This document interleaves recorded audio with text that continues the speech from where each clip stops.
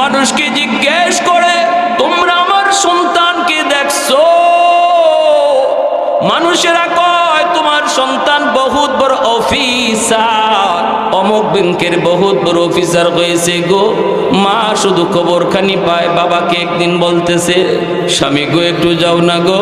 ও স্বামী, সন্তান যদি বাপ মা বলে যায়, কিন্তু বাপ মা কোনোদিন সন্তান ভুলে না। সন্তান ভুলে গেলেও বাপ মা সন্তান বলতে পারে না। মায় কয় তুমি একটু যায় দেখে আসো, তুমি একটু যায় দেখে আসো। বাবা একদিন গেছে ঢাকা শহর, ঠিকানা লইয়া আসা ঢাকা শহর গিয়া হাজির। অফিসের ভিতরে ঢুকতে যাবে, ঢুকতে যাওয়ার সময় গেইটে পাহারাদার তারে আটকায় দিল। পাহারাদার জিজ্ঞেস করে, চাচা কার কাছে যাবেন? কয় অমুকের কাছে। কয় অমুক তো আমার অফিসের সবচেয়ে বড় স্যার, হেড স্যার। এই হেড স্যারের সাথে দেখা করা যায় না, হেড স্যারের অনুমতি নিতে হয়। অনুমতি যদি দেন তাহলে আপনাকে ঢুকতে দেব, যদি স্যার অনুমতি না দেন তাহলে ঢুকতে দেওয়া যাবে না। গেইটে আপনি দাঁড়ান। এই বইলা দারোয়ান চলে গেল স্যারের কাছে, যায় বলতেছে, স্যার একজন গ্রামের মানুষ, বৃদ্ধ মানুষ আসছে আপনাকে দেখার জন্য, আপনার সাথে দেখা করার জন্য। পরিচয় আমি জানতে চাই নাই, বলছে আপনার সাথে দেখা করতে আসবে। আমি কি তারে ঢুকতে দেব? এমনি ছেলে সিসি ক্যামেরার দিকে ক্যামেরার দিকে তাকাইয়া দেখতে পায় বৃদ্ধ লোকটা আর কেউ নয়, ওই বৃদ্ধ লোকটাই ওই রিক্সাওয়ালা, যে তার জন্মদাতা পিতা, যেই বাবা তার রিক্সা চালায় চালায় লেখাপড়া করাইল। ওই বাবা গেইটের সামনে দাঁড়ায় আছে রে। কিন্তু সন্তান যখন অতিরিক্ত অন্যায় করে, পাপ করে, মানুষ যখন গুনাহ করে, তার কলিজা শক্ত হয়ে যায়। কলিজার ভিতরে দরদ থাকে না, মায়া থাকে না, চোখ দিয়া পানি আসে না। গুনার বদ আসর হলো চোখ দিয়া পানি না আসা, কলিজা নরম না হওয়া। যুবক এই দৃশ্য দেখার পরেও তার চোখ দিয়ে পানি আসলো না, দিলটা একটু নরম হলো না। বাবাকে চিনার পরেও দারোয়ানরে বলতেছে, নে তুই 500 টাকা নিয়ে যা বলবি স্যারের টাইম নাই, স্যার দেখা করতে পারবে না, আপনাকে 500 টাকা দিছে, টাকাটা লইয়া বাড়ি চলে যান। দারোয়ান যখন আইয়া কয়, চাচা আমার স্যার বড় বিজি, টাইম নাই, দেখা করার সময় নাই, আপনার 500 টাকা দিছে, আপনি টাকাটা লইয়া বাড়ি চলে যান। তখনই বৃদ্ধ মানুষটা মাটিতে বসে গেছে, মাথায় হাত দিয়া, চোখ দিয়া পানি ঝরায় কান্দে আর কয়, বাবা রে আমি সাহায্য দিতে আসি নাই, আমি আসছিলাম এক নজর আমার মানিকের চেহারাটা দেখার জন্য, এক নজর চেহারা দেখার জন্য এসেছিলাম, সাহায্য নিতে আসি নাই, তুমি টাকাটা ফেরত দিয়া দিও। আর বইল গেইটের পাশে তোমার বাবা এসেছিলেন দেখার জন্য।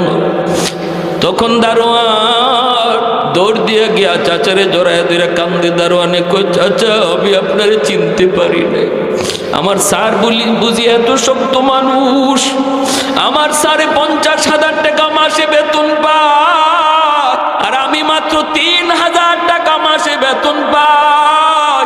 ওই 3,000 টাকার ভিতরে 2,000 টাকা আমি আমার আব্বা আম্মার জন্য গ্রামে পাঠায় দে, 1,000 টাকা দিয়া শহরে, আর আমার স্যার বুঝি আপনারে 500 টাকা দেয় গ্রামে যাওয়ার জন্য। চাচা আপনি কষ্ট নিয়ে না, আমার পকেটে 500 টাকা আছে, আপনি নিয়ে যান গো। চাচা তখন কান্দের, কো বাবা রে, ও বাবা আমার টাকা দিয়ে তুমি খুশি করতে পারবা না, জীবনে বহুবার দিনের পর দিন না খায়া থাকছি, অসুবিধা নাই, এই বইলা বাবা চোখের পানিটা মইসা রওয়ানা দিছে বাড়ির দিকে। এই দিকে দুঃখিনী মা দাঁড়ায় আছে, স্বামী যাবে, যায় সন্তানের খবর দিবে। গ্রামে পৌঁছতেই মা দৌড়ে আসলো, স্বামী গো, ওর স্বামী বলো না আমার মানিকরে কেমন দেখছো, চেহারাটা তার ভালো নি, স্বাস্থ্যটা তার ভালো নি, আমার সন্তান কেমন আছে একটু বলো। বাবা চোখের পানি মুছে আর কয়, বিবি গো ঘরে চলো, রাস্তায় কথা বলা যাবে না, ঘরে চলো। বিবির ধইরা নিয়া বাবা চলে আসছে ঘরে, আইসেই তার মাকে জড়ায় ধরে কই, বিবি গো, ও বিবি, তোমার সন্তান আর সন্তান নাই, ছেলে আর ছেলে না, আমার সাথে দেখা করার টাইম তার নাই, আমাকে গেট থেকে ফিরা দিছে। আমি দারোয়ানরে জিজ্ঞেস করেছিলাম তোমার স্যার আমারে দেখছে নাকি, সে বলছে স্যারে দেখছে, গেটের মধ্যে একটা সিসি ক্যামেরা আছে, ওই সিসি ক্যামেরা দিয়ে বুঝি আমারে দেখছে। এরপরও তোমার সন্তান আমার সাথে দেখা করার টাইম পায় না, আমারে 500 টাকা দিয়ে দিছে চলে যাওয়ার জন্য, আমি তো টাকাটা আনি নাই। আমি বলছিলাম আমি সাহায্য নিতে আসি নাই গো, আমি আসছিলাম এক নজর দেখার জন্য। ও বিবি, সন্তান আর সন্তান নাই বলে যাও, আমাদেরকে আল্লাহ কোনো সন্তান দেয় নাই। মা চিৎকার দিয়া বিছানায় পড়ে গেল, মালিক, কত রাত সন্তানের মাথার পাশে দাঁড়ায় রাত কাটাইছি, হিসাব না, কত নিজের খানা সন্তানরে তুলায় খাওয়াইছি, ঈদের দিনে নিজে সিরা কাপড় পরছি, আমার সন্তানরে নতুন কাপড় কিনে দিছি, বাবা পুরাতন লুঙ্গি পুরা ঈদের নামাজে রওনা দিছে, সন্তানরে নতুন কাপড় কিনে দিছে। এইভাবে মা চিৎকার দিয়ে বিছানায় পইরা গেছে, হাউমাউ করে কাঁদতেছে, মা অসুস্থ হয়ে পড়ছে। সন্তানের এই আচরণ শুইনা মা অসুস্থ হয়ে পড়ছে। বেশ কিছুদিন যাওয়ার পর মা পাগলের মতো হয়ে গেছে। মা বলতেছে, স্বামী গো, ও স্বামী, আমি বাঁচবো না গো, আমি কোন দিন জানি মরে যাই, আমাকে এক নজর আমার মানিকরে দেখাও। আমি তো 10 মাস পেটে নিছিলাম, আমি তো যন্ত্রণার সহিত সইছি, আমি বলতে পারি না গো স্বামী, বলতে পারি না, পেটে তাইকা কতবার কলিজায় লাথি দিছে, আমি তোমার কাছে কোনোদিন নালিশ দেই না, রাতকে রাত আমি এই ঘরে ওই ঘরে দাঁড়ায় কাটে দিছি, কলিজায় লাথি খায়া খানা বন্ধ হয়ে গেছে, কোনোদিন তোমার কাছে সন্তানের ব্যাপারে নালিশ পর্যন্ত দেই নাই গো স্বামী। এজন্য আমাকে এক নজর দেখায় আনো, আমাকে নিয়ে শহরে চলো। স্বামী বলতেছে, বিবি গো, একটু ধৈর্য ধরো, শহরে গেলে তোমার সাথেও সন্তান দেখা করবে না। মাই কয়, যদি দেখা না করে কবর আমার ডাকাতে হবে, শহরে হবে, আমার গ্রামে তুমি আইনো না, ওই জায়গায় আমার জান কবজ খায়া যাবে। এই বইলা মা বাবা দুজন রওনা দিছে। একদিন টাইম কইরা, ভাইরে ভাই, মা সারা পথ যায়, চোখের পানি জড়ায় কান্দে। গেটের সামনে যায় মা আবারও দাঁড়াইছে, বাবাও দাঁড়াইছে। পাহারাদার কয়, স্যার আপনাদের সাথে দেখা করবে কিনা জানি না। ও চাচা, আপনি তো গতবারও আসছিলেন, চাচা আপনি তো আমার স্যারের বাবা, কিন্তু আমার স্যার আর স্যার নাই, অন্যায় পথে টাকা কামায়, ঘুষ খায়, দিলটা পাথর হয়ে গেছে, আমাদের সাথেও কঠিন আচরণ করে, নরম কোনো আচরণ তার নাই। ও চাচা, আমি জানি আমার চাচির সাথে লয়ে আইছেন, তবু আমার মন বলে আমার স্যার তবুও দেখা করবে না।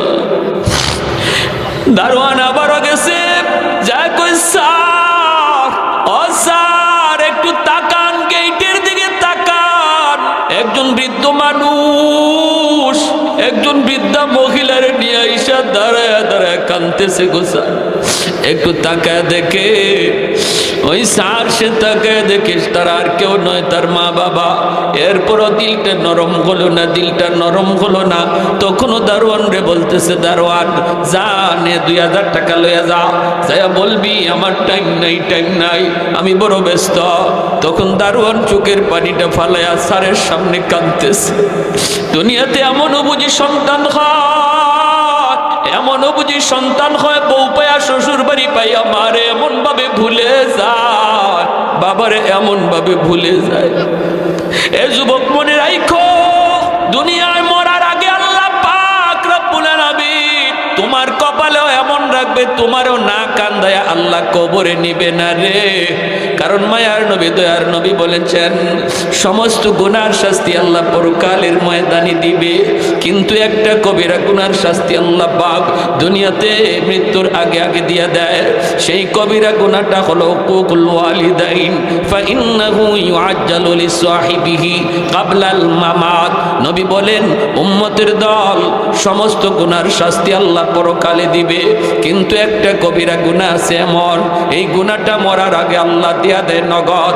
এই কবিরা গুনাহটা হলো যেই সন্তান মারে কাঁদায়, যেই সন্তান বাবারে কাঁদায়, এই সন্তানের কপালে মরণের আগে আগে আল্লাহ তার কপালেও কান্না রেখে দেয়, তার কপালেও যন্ত্রণা রেখে দেয়, তার সন্তানেও তারে কাঁদায়, তার পুত্র বধূ তারে কাঁদায়। বাইরে বন্ধুরা, ওই দিনও মার কাছে যখন আইয়া দারোয়ান কয় আমার স্যার ব্যস্ত আসতে পারবে না, মা চিৎকার দিয়ে জমিনে পইরা গেছে, চিৎকার দিয়ে জমিনে পড়ে গেছে। এরপরও মা বদুয়া দেয় না, এরপরও বাবা বদুয়া দেয় না, কারণ বাপ মার বদুয়া আল্লাহর দরবারে সরাসরি কবুল হয়ে যায়। বাপ মার বদুয়া, বাপ মার দোয়া, বাপ মার দোয়া বদুয়া আল্লাহর দরবারে সরাসরি কবুল। তিন ব্যক্তির দোয়া বদুয়া সরাসরি কবুল। সালাসাতুন দাওয়াতুম মুস্তাজাবাতুন লা শাক্কা ফিহ দাওয়াতুল মাজলুম ওয়া দাওয়াতুল মুসাফির ওয়া দাওয়াতুল ওয়ালিদ আলা ওয়ালাদিহি।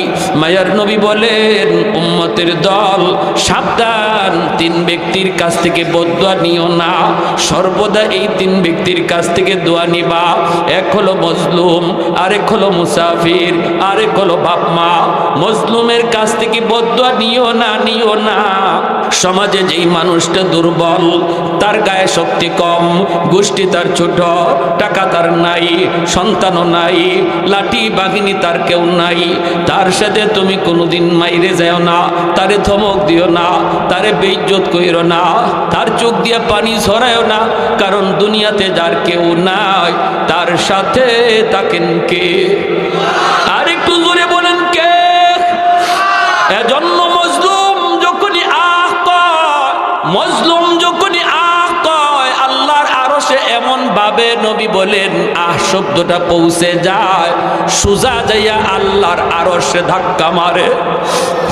ভাইয়ের বন্ধুরা, এজন্য দুর্বল মানুষের মুখ দিয়ে আহ উহ বের করায় না। এই মামলা বড় জটিল মামলা। হাসরের মাঠে বহু ক্ষমতাসীন মানুষ, সমাজের ভিতরে বহু প্রভাবশালী মানুষ, এই মানুষগুলি দুর্বলের উপরে জুলুম করার কারণে আল্লাহর আদালতে আটকা পড়বে। এই মামলা বড় জটিল জটিল মামলা হবে। এই হাজী সাহেবের হজ আল্লাহর তৈরি জান্নাতে নিতে পারবে না, লক্ষ লক্ষ টাকা মসজিদে দান তারে জান্নাতে নিতে পারবে না, তার নামাজ তার রোজা তারে জান্নাতে নিতে পারবে না। যদি দুর্বল মানুষের মামলা আল্লাহর আদালতে তার বিরুদ্ধে থাকে রে যুবক, এজন্য সাবধান। যদি তুমি কারো উপরে জুলুম করো, মরণের আগে আগে মাপ চাইয়া নাও। আল্লাহর আদালতে মামলা লইয়া কেউ উঠো না, মানুষের মামলা লইয়া কেউ আল্লাহর আদালতে উঠবেন না। এটা খতরনাক মামলা, হকুল ইবাদের মামলা। এজন্য দুনিয়াতে যদি কোনো মানুষের হক নষ্ট করে থাকি, মানুষে কষ্ট দিয়া থাকি, আমার পাওয়ারের বলে কারো উপরে জুলুম করে থাকি, নবী বলেন মরার আগে আগে, মৃত্যুর আগে আগে, তুমি তো জানো না কখন মারা যাবা, অতএব এখনই তার কাছ থেকে মাপ চাও। ভাই আমি একটা ভুল করে ফেলেছি, ভাই তুমি কষ্ট পাইছো, আমি তোমার একজন বেইজ্জত করছি মানুষের সামনে, আমার ক্ষমতা ছিল বিদায়, আল্লাহর ওয়াস্তে তুমি আমাকে মাফ করো। দুনিয়ার মামলা দুনিয়া শেষ করো, আল্লাহর আদালতে উঠাইও না, আল্লাহর আদালতে উঠাইও না। এটা জটিল এক আদালত। এই আদালতে ঘুষ চলে না, এই আদালতে সুপারিশ চলে না, এই আদালতে ফোন কল চলে না। শুধুমাত্র আল্লাহ রব্বুল আলামিন বলবে আমি কিছুই জানি না, আমার হক নষ্ট হয়েছে, নামাজ একক তো কাজা হয়েছে, যাও আমি আল্লাহ আমার রহমান নামের খাতিরে মাফ করলাম। কিন্তু মজলুমের মামলা, প্রতিবেশীর মামলা, স্ত্রীর মামলা, সে এরকমভাবে বাপমার মামলা, আমি আল্লাহ এই ব্যাপারে কিছু জানি না, মাপ চাও। হাসরের মাঠে বাবার কাছে সন্তান মাপ চাইতে যাবে, বাবা সেদিন মাপ দিবে না। মার কাছে মাপ চাইতে যাবে, মা মাপ দিবে না। এরকমভাবে মজলুম মানুষটার হাতে পায়ে ধরবে, মাপ দিবে না। কেমন করে দিবে? হাসরের মাঠ তো হলো ইয়া নফসি ইয়া নফসি ইয়া নফসি বলার মাঠ। সন্তানের ব্যাপারে মা বলবে কি কো বাবা আমি তোমার চিনি না, বাবা বলবে আমি তোমাকে চিনি না। অতএব আল্লাহর নবী বলেছেন সাবধান, এমন কোনো মামলা লইয়া কেউ আল্লাহর আদালতে উইটো না যে মামলা মানুষের কাছ থেকে মাপ চাইতে হয়। আল্লাহ মাপ দিয়ে দিবে হাসরের মাঠে, কিন্তু মানুষ মাপ দিবে না। মানুষ মাপ দিবে না। অতএব দুনিয়াতেই শেষ করো মামলা, দুনিয়াতেই শেষ করো। যদি কোনো কিছু অন্যায়ভাবে হক নষ্ট করে থাকো, যদি অন্যায় হয়ে থাকে, তুমি দুনিয়াতেই এটা পরিশোধ করো। কারোটা অন্যায়ভাবে জুলুম করে নিয়ে আসো, দখল করে খাইতেছ, মরার আগে আগে এটা ফেরত দাও। সন্তান এটা ফেরত দেবে কিনা গ্যারান্টি নাই। তোমার কবরের আগুন সন্তান নিভাবে না, সন্তান এই দায়ভার নেবে না। যদি বাবা তুমি জানো তোমার দ্বারা কোনো প্রতিবেশীর হক নষ্ট হয়েছে, ভাইয়ের হক নষ্ট হয়েছে, বোনের হক নষ্ট হয়েছে, তাড়াতাড়ি করে ভাইরে ডাকো, বোনরে ডাকো। কারণ এই জায়গা, এই সম্পদ কেউ কবরে যাবা না, কেউ কবরে যাবা না। মৃত্যুর আগে আগে তাদেরকে বুঝাও, বুঝাও, বুঝাও। এই হক লইয়া আল্লাহর আদালতে উইটো না। তোমার নামাজ, রোজা, হজ, যাকাত কোনো কিছু তোমাকে জান্নাতে নিতে পারবে না যদি মানুষের মামলা থাকে। এত বড় জটিল মামলা। এজন্য আল্লাহ নবী মৃত্যুর আগে, নবীজি ইন্তেকালের আগে মসজিদে নববীর মিম্বরে বসে নবী বলেছিলেন, সাহাবীরা জানি না কোন দিন আমি বিদায় হয়ে যাই তোমাদের কাছ থেকে। আজ তোমাদের মাঝে আমার একটা কথা বলো, আমার কাছে তোমাদের কারো কোনো পাওনা আছে? আমি কি তোমাদের কারো উপরে কোনো জুলুম করেছি? আমি কি তোমাদের কাউকে অন্তর কষ্ট দিয়েছি? যদি তাকে আল্লাহর দোহায়, আল্লাহর দোহায় আমি নবীকে বলো, আমাকে বলো, আমি কারো পাওনা লইয়া কবরে যেতে চাই না। মায়ার নবী, রহমতের নবী কেন বলেছেন? উম্মতকে শিক্ষা দেওয়ার জন্য, ঠিক কিনা? আমাকে আপনাকে শিক্ষা দিয়ে গেছেন নবী, শিক্ষা দিয়ে গেছেন। আমার নবীর কাছে কারো কোনো পাওনা নাই। এরপর নবী দুই হাত উঠে কেন বলছেন উম্মত শিখো? আমি নবী ভয়ে ছিলাম, পেরেশানিতে ছিলাম। এক সাহাবী বইলে উঠছেন, কেউ কোনো কথা বলে না। মসজিদে নববী একদম নীরব নিস্তব্ধ। নবীর কাছে আবার কে কি পায়? এমনি এক সাহাবী দাঁড়ায় গেছে, দাঁড়ায় বলতেছে, ইয়া রাসূলুল্লাহ আমার পাওনা আছে। সুবহানাল্লাহ জোরে। আবু বকর সিদ্দিক রাদিয়াল্লাহু তাআলা আনহু, হযরত ওমর ফারুক রাদিয়াল্লাহু তাআলা, ওসমান গনি, আলী সবাই তাক হয়ে তাকিয়েছেন। সব সাহাবীরা ঘাড় ফিরে ফেলছেন। কে সে? দেখেন একজন সাহাবী। আল্লাহর নবী বলতেছেন, কি পাওনা? আমি তোমার কি হক নষ্ট করেছি বলো? তখন সাহাবী বলে, ইয়া রাসূলুল্লাহ আপনি আমার পিঠের মধ্যে চাবুক মারছেন। আল্লাহর নবী বলেন, জেনে না জেনে? সাহাবী বলে, ইয়া রাসূলুল্লাহ না জেনে। আপনি জানতেন না আমি আপনার উটের পিছনে দাঁড়ানো, আপনি উটের পিঠে উঠে একটু চাবক মারছিলেন উটকে চালানোর জন্য। সেই চাবকটা উটের পিঠে পড়ে নাই, আমার পিঠে পড়ছিল। আমি শব্দটাও করি নাই। সুবহানাল্লাহ জোরে কোন? আল্লাহর নবী বললেন, তাহলে তুমি তাড়াতাড়ি করে আসো। আজকে তুমি বদলা নিতে চাও? সাহাবী বলেন, হ আমি বদলা নিতে চাই। মদিনার মসজিদ কেঁপে উঠল, সাহাবীরা পর্যন্ত কেঁপে উঠলেন। কয় কি বদলা নিবে? নবীর কাছ থেকে চাবুক দিয়ে বাড়ি মারবে। সাহাবায়ে কেরাম সবাই কাঁপতেছেন। মায়ার নবী বলেন, এই দিকে আসো, আমার দিকে আসো, আমার দিকে আসো। ইনিও হাঁটা শুরু করে দিছেন। আবু বকর সিদ্দিক রাস্তা আটকায় দিলেন, বলতেছেন, যাস না রে ভাই, আমার নবীর গায়ে তুই কেমন করে চাবুক মারবি? আমি আবু বকর পিঠটা দিয়ে দিলাম, একটা না শত শত চাবুক আমি আবু বকরের পিঠে মাইরে তুমি বদলা নেও রে, তবু আমার নবীর গায়ে চাবুক মারতে যাও না।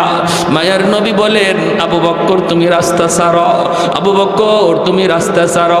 সাহাবী তিনি তো সামনের দিকেই আসতেছেন। সাথে সাথে ওমর দাঁড়ায় গেলেন, কাঁদতেছেন ওমর।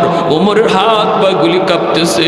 ওমর কান্দেন আর বলেন, তোমার পায়ে ধরি, তুমি সামনে যাও না, যাও না। আমার নবীর পিঠে কেমনে মারবা? আমি ওমর, আমার পিঠটা তোমারে দিয়া দিলাম, যত পারো মারো, যত পারো মারো। এরপরও নবীর দিকে আগাও না। আল্লাহ নবী ওমর রাস্তা ছেড়ে দাও, ওমর রাস্তা ছেড়ে দাও, রাস্তা ছেড়ে দাও। আল্লাহর আদালতে পিঠে চাবুক খাওয়ার চেয়ে দুনিয়ার আদালতে চাবুক নেওয়া ভালো রে। ওমর রাস্তা ছেড়ে দাও। সমস্ত সাহাবী বার কাঁপতেছেন। তিনি সামনের দিকে আগায় গেলেন। মায়ার নবী চাবুকটা হাতে দিয়ে দিছেন, পিঠটা নবী এইভাবে দিয়ে দিছেন, আর বলতেছেন, দেরি করবা না, যেইভাবে আমি চাবুকটা মারছিলাম এইভাবে তুমি আমার পিঠে মারো। সাহাবী ডাক দিয়ে বলতেছে, নবী গ, ওই দিন আমার গায়ে কোনো জামা ছিল না, যদি 100 100 বদলা নিতে হয়, আপনার পিঠেও কোনো জামা থাকতে পারবে না। মায়ার নবী দয়ার নবী নিজের জামাটা খুলে ফেললেন, মসজিদে নববীর ভিতরে কান্নার রুল পড়ে গেল। আমার যেই নবীর পিঠে মশা মাছি বসা হারাম, আমার ওই নবীর পিঠে বুঝি আজকে চাবুক মারবে রে। এতগুলা নবীর আশিক মসজিদে নববীতে বসা। যেই মাত্র নবী জামা খুললেন, সাহাবী পিছনের দিকে গেলেন চাবুক মারার জন্য, কিন্তু দেখা যায় পিছনে যাইয়েই তিনি চাবুকটা হাত থেকে ফালাইয়া দৌড় দিয়া মায়ার নবী পিঠের মধ্যে দইরা নবীর এই কাদের মধ্যে যে মোহরে নবুয়ত, এই মোহরে নবুয়ত দেখার জন্য তিনি এই অভিনয়টা কইরা নবুয়তের ভিতরে চুমু খাইতে লাগলেন। সুবহানাল্লাহ, জোরে বলি সুবহানাল্লাহ। কৌনাইনে মুখতারে খোদা তুমকো বানায়া, কৌনাইনে মুখতারে খোদা তুমকো বানায়া, উম্মত কা নিগাহবান खुदा तुमको बनाया, उम्मत का निगाहबान खुदा तुमको बनाया। मौला मेरा आका मेरा रहमत की नबी है, ताजदार मदीना तुम आगे अरबी है, ताजदार मदीना तुम आगे अरबी है। अशजार ने देते हैं नबूवत के शहादत, तशकीक कमर में है तो अंगुल की इशारा, तशकीक कमर में है तो अंगुल की इशारा। एक तो जोरे बोली अल्लाहु अकबर, और एक तो जोरे बोली अल्लाहु अकबर। ला इलाहा इल्लल्लाह, जुड़े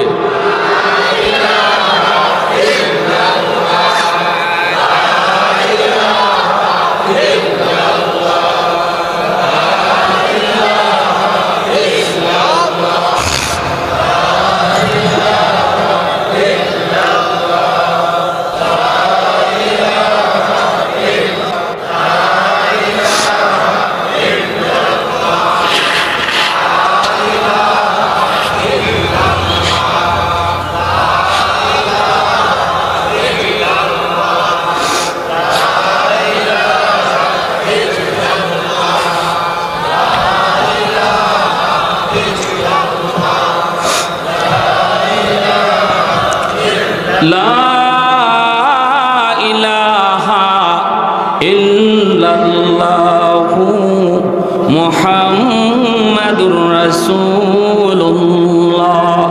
জোরে সোরে বলি সাল্লাল্লাহু আলাইহি ওয়াসাল্লাম। মা চলে গেল, বাবাও চলে গেল গ্রামে। বাপ মা কলেজে, কলিজার ভিতরে বাপ মার ব্যথা। এই ছেলে বাসা নিয়ে থাকতো গুলশান, গুলশান আজাদ মসজিদ। এই মসজিদে জুম্মার নামাজ পড়ান যাত্রাবাড়ির হযরত মাহমুদুল হাসান দামাত বারকাতুহুম। আল্লাহর বহুত বড় ওলি, এই যুগে একজন জীবন্ত ওলি। আল্লাহর ওলির পিছনে রমজান মাস নামাজ কালাম যুবক ঠিক মতো পড়ে না, কিন্তু রমজান আসলে মুসলমান নামাজি পড়ে। জুম্মার নামাজ রমজান মাসে কোনো মুসলমান মিস দেয় না।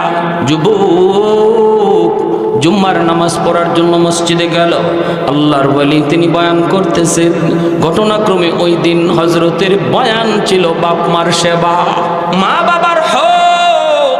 আল্লাহর কোরআন থেকে নবীর হাদিস থেকে কথাগুলি এমন ভাবে বলতেছেন, যুবক মনোযোগ দিয়ে শুনতেছে।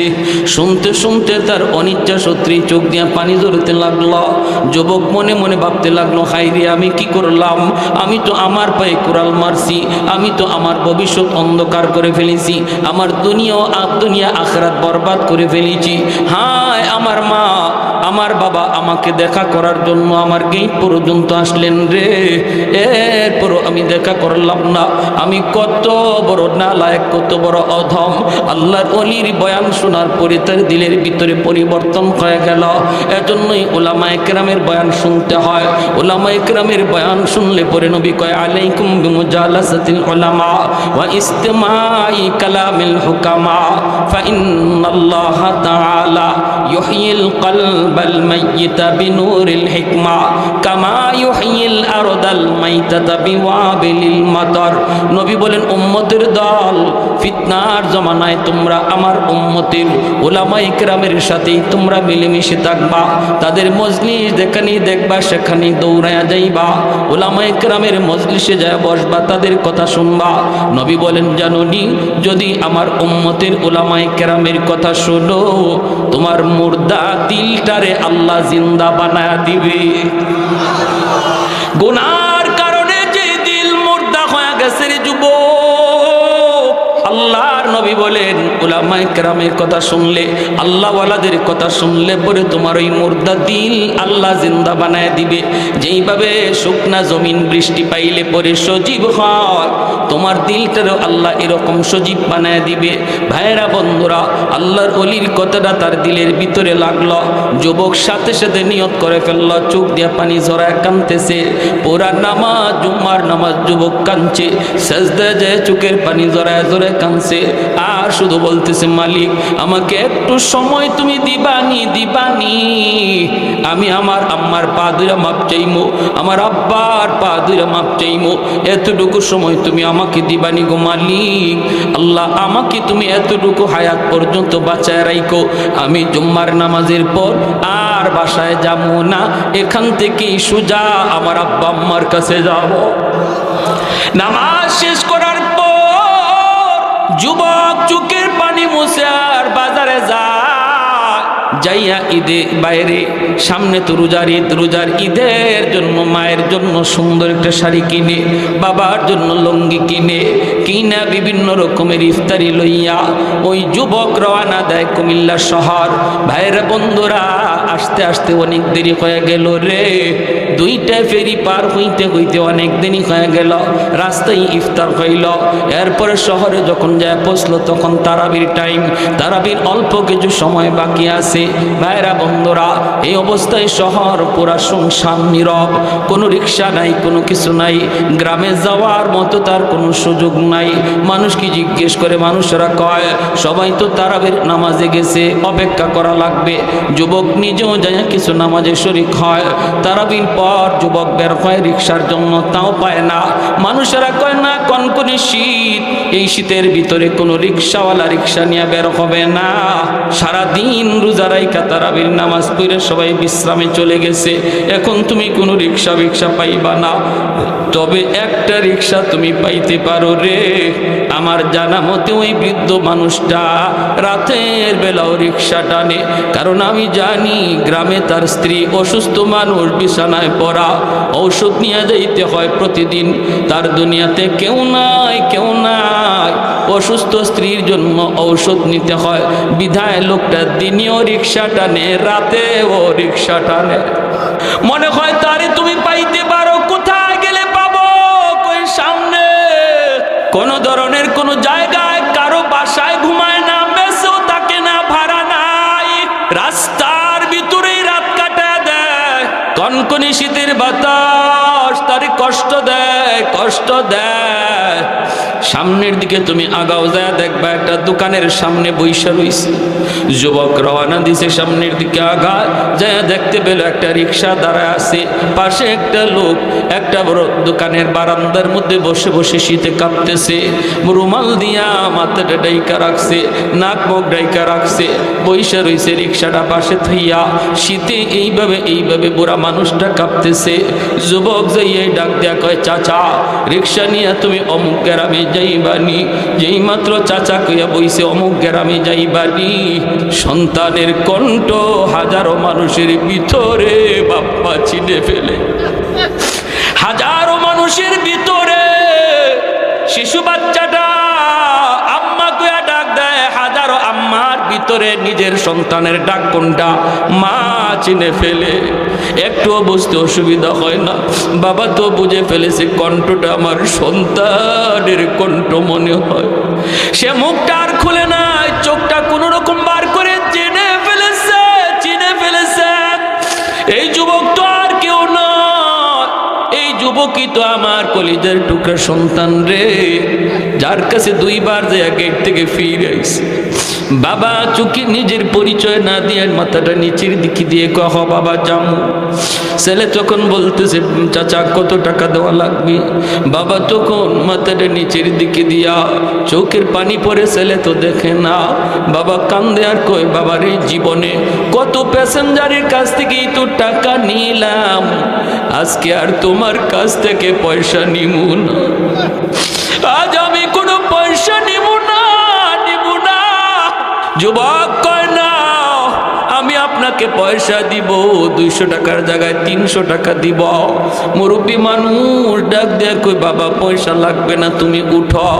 এই বইলে ছেলের রিক্সায় তুইলা নিছে। বাবা তখনও মুখ খুলে না, মুখের পরিচয় দেখায় না। রিক্সাটা লইয়া বাবা রিক্সা টানতেছে আর চোখের পানি জোরে কাঁদতেছে। ভাইরে একটু উঁচা জায়গার মধ্যে উঠা লাগবে, মুরব্বী মানুষ গায়ে শক্তি কম, ওই অবস্থায় উঠতে চায়, উঠতে পারে না। ছেলেটা তখন রিক্সা থেকে নামছে, ছেলেটারও চোখ দিয়ে পানি পড়তেছে। বাবার কোথায় ইয়াদ করে, মার কোথায় ইয়াদ করে, যাই আমার পা দুইরা কানবে, বাবার পা দুইরা কানবে। বাবা দেখতেছে ছেলেও কানতেছে, হাতের মধ্যে অনেকগুলি কাপড় চুপড় দেখা যায় সদাই। বাবা রিক্সা থেকে নাইমা কই বাবা এখানে একটু নামবানি, একটু নামবানি। ছেলে তো নামছে, ওই অবস্থায় হঠাৎ করে মাফলারটা মুখ থেকে সইরে গেছে। চেহারাটা ছেলে দেখে ফেলেছে, দেখা ছেলে আব্বা কইয়া পা জোড়ায় ধরছে। বাবা তুমি বুঝি আমাকে পরিচয় দিবা না, দিবা না?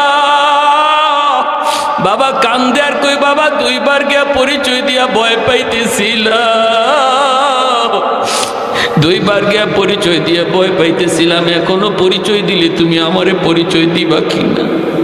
বাবার পা ধরে ছেলে কান্দার আব্বা আমি বহুত বড় ভুল করে ফেলেছি, অন্যায় করে ফেলেছি। বড় লোকের মেয়ে বিয়ে কইরা আমি আমার গরিব বাপ মা ভুলে গেছিলাম। আল্লাহ আমার চোখ খুলে দিছে আব্বা, আল্লাহ আমার চোখ খুলে দিছে আব্বা। আমার আম্মা কোথায়? কয় তোমার মা বিছানায় পড়ে মৃত্যুর সাথে পাঞ্জা লড়ে, ঔষধ কিনে দিতে পারি না রে বাজার। ছেলে দৌড়াইয়া বাবারে নিয়ে আইসা মা কুয়া ডাক দিছে দরজার সামনে। যেই মাত্র সন্তান আম্মা কুয়া ডাক দিছে, যেই মা বিছানা থেকে উঠতে পারে না, সন্তানের ডাক শুই না মা লাফ দিয়া বিছানা থেকে উঠা গেছে। ওয়াকাদা রাব্বুকা আল্লা তা'বুদু ইল্লা ইয়্যাহ ওয়াবিল ওয়ালিদাইনি ইহসানা। এজন্য আল্লাহ নবী বনু তামিম গোত্রের যুবকরে বলে, যুবক আল্লাহর কাছে যখনই দোয়া চাইবা তখনই এই দোয়া কইরো, আল্লাহ আমার আব্বা আম্মা আমার তোলে যেই পরিমাণ সেবা, যেই পরিমাণ মেহনত, যেই পরিমাণ মায়া যত্ন করেছে, এইভাবে তুমি আব্বা আম্মারে মায়া কইরো, যত্ন নিও। 2 নম্বরে নবী বলেন ওয়াল ইস্তিগফারু লাহুমা, বাপ মার জন্য বেশি বেশি করে দান সদকা কইরো। বাপ মার নামে যখনই তুমি মসজিদ মাদ্রাসায় দান করবা, বাপ মার নামে যখনই তুমি গরিব মানুষে দান করবা, তখনই তোমার খেদমত বাবার কবরে আল্লাহ পৌঁছা দিবে। আল্লাহ নবী বলেন সন্তান যখনই মার নামে বাবার নামে দান করে, সাথে সাথে বাপ মার কবরে ঈদের আনন্দ বয়া যায়। আর তার সন্তানও দানবীর হয়, যেই সন্তান বাপ মার নামে দান করে, আগামীকাল তার সন্তানও তার নামে দান করে। 3 নম্বরে নবী বলেন ইনফাজ আহদিহিমা মিন বাদিহিমা, তোমার বাবা তোমার মার যদি কোনো মানুষের হক নষ্ট করে থাকে, এই হকগুলা তুমি ফেরত দাও। তোমার বাবা যদি বোনের হক নষ্ট করে, ভাইয়ের হক নষ্ট করে, প্রতিবেশীর হক নষ্ট করে, তুমি তাড়াতাড়ি করে এই হকগুলা ফেরত দাও। যখনই তুমি ফেরত দিবা, সাথে সাথে বাবার কবরে আল্লাহ খেদমত পৌঁছায় দিবে। বাবার দ্বারা যদি কারো হক নষ্ট হয়, তুমি এই হক ফেরত না দিয়া যদি বাবার নামে 40টা করো, 10টা 20টা 100টা গরু জবাই কইরা খাও, মানুষে খাওয়াও, তবুও বাবার কবরের আগুন নিববে না যতক্ষণ পর্যন্ত মানুষের পাওনা পরিশোধ না করবা। বাবার কবরের আগুন যদি নিবাইতে চাও রে যুবক, তাড়াতাড়ি করে বাপ মার দ্বারা যদি কোনো হক কারো নষ্ট হয়ে থাকে, তুমি তাড়াতাড়ি করে বুঝায় দাও চাচা তো ভাই বোন রে ডাইকা আনো, আমার আব্বা ভুল করে ফেলছিল, আজ আমার চাচা নাই, তোমরা এই জায়গাটা লয়ে যাও, ফুফুরে তুমি ডাইকা আনো, ফুফু না থাকলে ফুফাতো ভাই বোন রে ডাইকা আনো, আইনা তাদের সম্পদ তাদের বুঝায় দাও। অনেক ভাই আছে বোনের হক দিতে চায় না, যদি বোনের হক না দিয়ে সে কবরে যায়, আর তুমি যদি বাবার নেক সন্তান হয়ে থাকো, বাবা তোমার উপরে তোমার দরদি হইয়া এই কাজটা করছিল, তুমি দ্রুত করে বোনে তোমার ফুফুদের হক ফেরত দাও, নতুবা বাবার কবরের আগুন নিভবে না। 4 নম্বরে নবী বলেন সিলাতুর রাহমিল্লাতি লা তুসালু ইল্লা বিহিমা। নবী বলেন যুবক, মা বাবার যারা আত্মীয় স্বজন তাদের সাথে তুমি খোঁজ খবর রাখো। মা আজ দুনিয়ায় নাই, কিন্তু মার রক্তের মানুষ আছে, মামা আছে, মামি আছে, নানা আছে, নানি আছে। মার রক্তের মানুষ তোমার খালা আছে, খালা না থাকলে খালা তো ভাই বোন আছে, মামা না থাকলে মামা তো ভাই বোন আছে, এদের খোঁজ খবর তুমি নাও। মায়ের রক্তের সম্পর্কের মানুষগুলার খবর তুমি যখনই নিবা, তখনই তোমার মায়ের কবরে আল্লাহ তোমার খেদমত পৌঁছায় দিবে। বাবা দুনিয়ায় নাই, বাবার রক্তের মানুষ তারা দুনিয়া আছে, ওই বাবার রক্তের মানুষগুলার খোঁজ খবর তুমি নাও, সুখে দুঃখে তাদের পাশে তুমি দাঁড়াও। আজ তোমাকে আল্লাহ কোটিপতি বানায় দিছে, শিল্পপতি বানায় দিছে, কিন্তু বাবার রক্তের মানুষগুলি অনেক গরিব, ওদের খোঁজ খবর তুমি নাও। বাবার নামে 10টা গরু জবাই করার চেয়ে যদি বাবার চাচাতো ভাইরে তুমি 1000 2000 টাকা দাও, নবী বলেন সাথে সাথে কবরে খেদমত আল্লাহ পৌঁছায় দিবে। 5 নাম্বার ইকরামু সাদিকিহিমা মিন বাদিহিমা। তোমার বাবা আজ দুনিয়ায় নাই, মা দুনিয়ায় নাই, কবরে শুয়ে আছে, কিন্তু বাবার বন্ধু বান্ধব দুনিয়াতে এখনো আছে, যাদের সাথে বাবা চলতো রে। মা এখন নাই, কিন্তু মার বান্ধবী আছে। বাবার বন্ধুদেরকে যদি তুমি পাও, তখন বাবার মতো শ্রদ্ধা কইরো, ডাক দিয়ে বইল চাচা, আব্বার সাথে আপনারে কতকাল আমি দেখছি, কতবার আব্বার সাথে চা খাইতে দেখছি, আব্বা থাকতে আমাদের বাড়িতে আপনি আসতেন, আজ আব্বা নাই, এজন্য চাচা আপনিও বাড়ি আসেন না। চাচা একটু দয়া কইরা বাড়িতে আসেন, চাচার 1 কাপ চা খাওয়াও, ঈদের সময় একটা লুঙ্গি দাও, একটা গেঞ্জি কিনে দাও, বাজারে পাইছো বাবার মতো শ্রদ্ধা করো, 1 কাপ চা খাওয়ানোর চেষ্টা করো। নবী বলেন যখনই তোমার বাবার কোনো বন্ধু বান্ধব বাবার বয়সের মানুষগুলাকে বাবার মতো তুমি শ্রদ্ধা করবারে যুবক, সাথে সাথে আল্লাহ বাবার কবরে খেদমত পৌঁছায় দিবে। মা দুনিয়ায় নাই, মার সমবয়সের মানুষ, মার সমবয়সের মহিলা যদি তুমি দেখো, মার মতো শ্রদ্ধা কইরো, পারলে একটু খেদমত কইরো, একটু সেবা কইরো, একটু সাহায্য কইরো। যখনই তুমি তারে সাহায্য করবা, আল্লাহ কবরে তোমার খেদমত মায়ের কবরে পৌঁছায় দিবে। আর একটু জোরে কোন সুবহানাল্লাহ। তাহলে বাপ মার জন্য মায়ের নবী সবক দিয়েছেন, হাদিস থেকে বললাম 5টা আমল। 1 নম্বর বেশি বেশি দোয়া করা, নামাজের বাইরে। এর যুবক, বাপ মার কবরের পাশ দিয়া দোয়া পইরা যাইবা, দোয়া পইরা তুমি যাইবা। আর আমার সন্তান আমার কবরের পাশে দোয়া পইরা যাবে, কোরআন তেলাওয়াত কইরা যাবে, নাকি গান গেয়ে যাবে, সিদ্ধান্ত নিবে এখন মা আর বাবা। শিশুকালে যদি সন্তানটারে দিন শিখাও, শিশুকালে যদি তুমি তার কোরআন পড়ো, শিশুকালে যদি তার আল্লাহর পরিচয় তুমি শিখাও, তাহলে এই সন্তান বাবার কবরে মায়ের কবরের পাশ দিয়া গান গেয়ে যাবে না, কোরআন তেলাওয়াত কইরা যাবে রে। আর যেই সন্তান রে শিশুকালে দিন শিখাবো না, এই সন্তান বন্ধুদের সাথে কবরের পাশ দিয়া গান গায়া যায়। আফসোস, ওই বাপ মার জন্য দুনিয়াতে সন্তান জন্ম দেওয়া এটা অত্যন্ত দুঃখের ব্যাপার, কষ্টের ব্যাপার, যে আমার সন্তান কবরের পাশ দিয়া গেল, অথচ একটু অনুভূতি তার জাগলো না, একবার সূরা ফাতিহা পড়তে পারলো না। এমন সন্তান আমি দুনিয়াতে রেখে গেলাম, কেমন সন্তান রেখে যাব এই সিদ্ধান্ত নিব এখন। শিশুকালে আমার সন্তানরে দিন শেখাও, কোরআন শেখাও, নুরানি মাদ্রাসায় পড়াও 5টা বৎসর, তারপরে স্কুলে দিবায় দাও, কলেজে দিবায় দাও, ডাক্তার বানাও, কিন্তু 5 বছর মাদ্রাসায় শিশুকালে পড়াও, দিলের ভিতরে কোরআন বসায় দাও, দিলের ভিতরে আল্লাহ রসুলের নাম পাথরে খোদাই করে লিখে দাও। এই ছেলে ডাক্তার হলো, নামাজি পাক্কা নামাজি হবে, এই ছেলে ইঞ্জিনিয়ার হলো, কোরআনের পক্ষে থাকবে, মার কথা ইয়াদ করবে, বাবার কথা ইয়াদ করবে, কারণ শিশুকালে তার কলিজায় কোরআন ঢুকায় দেওয়া হয়েছে। ঠিক কিনা জোরে কোন? এই সিদ্ধান্তের মাঝে কেউ ভুল করবেন না। আল্লাহর দোহাই, শিশুকালে সন্তানগুলাকে স্কুলে দিবেন না। সেই শিশু বয়সটা, তার জীবনের প্রথম শিক্ষার বয়সটা যেন মাদ্রাসা হয়। কারা কারা রাজি আছে হাত উঠে আল্লাহকে দেখায়। আল্লাহ তুমি প্রতিটা হাতকে কবুল করো, জোরে বলি আমিন, আরো জোরে বলি আমিন। বলেন একজন ভাই বলেন মসজিদের জন্য একটা ফ্যান দিবেন মার নামে, একজন সবার আগে